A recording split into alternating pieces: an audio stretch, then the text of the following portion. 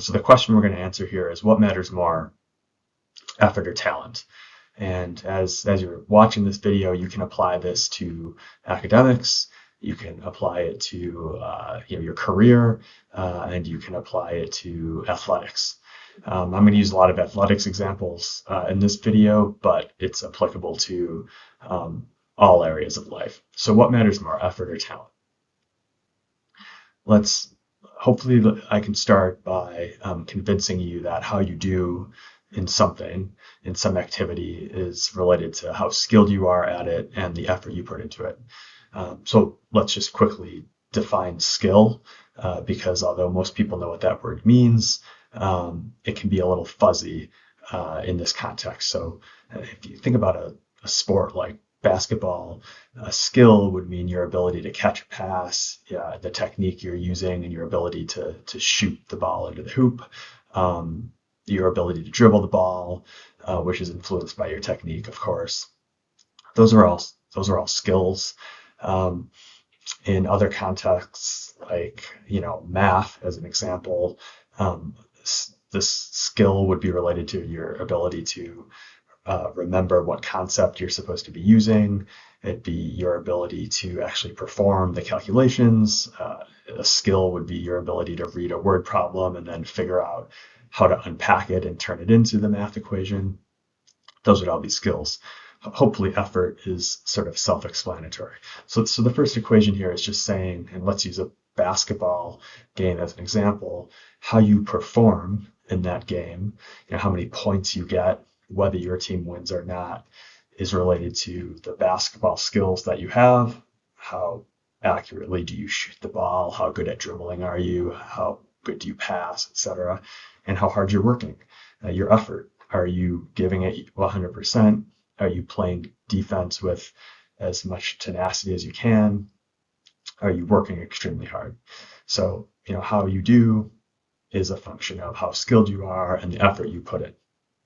Now, if you think about skill, if you break down that a little bit, you can kind of see skill being a function of talent and effort. So, for example, continuing to use basketball as our example, the skill of shooting a ball. I've played basketball a fair amount, and I will admit it just seems like some people are better at shooting a basketball naturally than others. I also play ice hockey. Certainly, it seems like it's easier for some people to learn to skate than others, and some people have a more natural, fluid stride than others.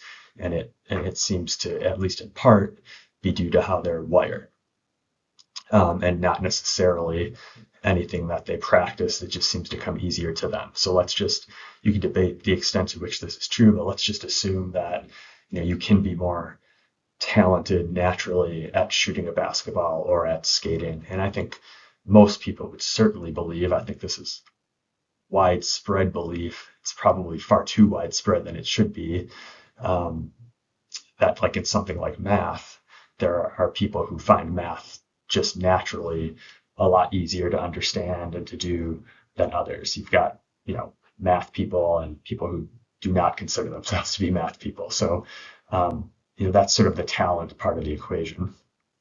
But now, if you're talking about math skills, your ability to apply a concept in math or your ability to shoot a basketball on the court, that skill has something to do with the talent that you're given, that you have naturally, but it also has a lot to do with the effort you put in practice. So even if you're really good naturally at math, if you don't do any of your homework, your math skills available to you for the test are going to be lower than they otherwise would be. Now, that exact relationship, how quickly you can pick something up with very little effort, is obviously varies a lot person to person and class to class, and depends on the difficulty level and the context that we're talking about. But you can see how that would be true. Certainly in sports, I think this idea that skill is a function of talent and effort is also probably pretty obvious. If you are shooting 100 shots every day, you're putting a lot of effort and practice. That can certainly help you build up the ability to be very skilled at shooting a basketball, even if naturally um, you're not as good at as somebody else, right? So the skills that you build are a function of the talent you have and the effort you put in. So if you're convinced that performance is related to how much skill you have and how much effort you put into the activity, and you're convinced that skill can be built as a result of how much talent you have and the effort you put in, um, you've got this equation that you can think about in your head where performance, how well you do at something, is related to skill times effort, which actually becomes talent times effort times effort.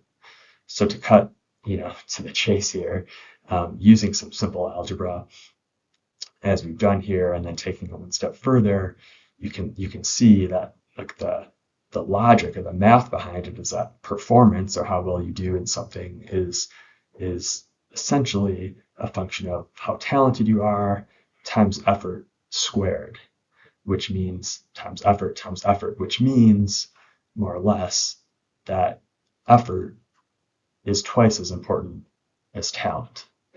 Now, the extent to which this is 100% true or as true in one area or another, of course, can be debated.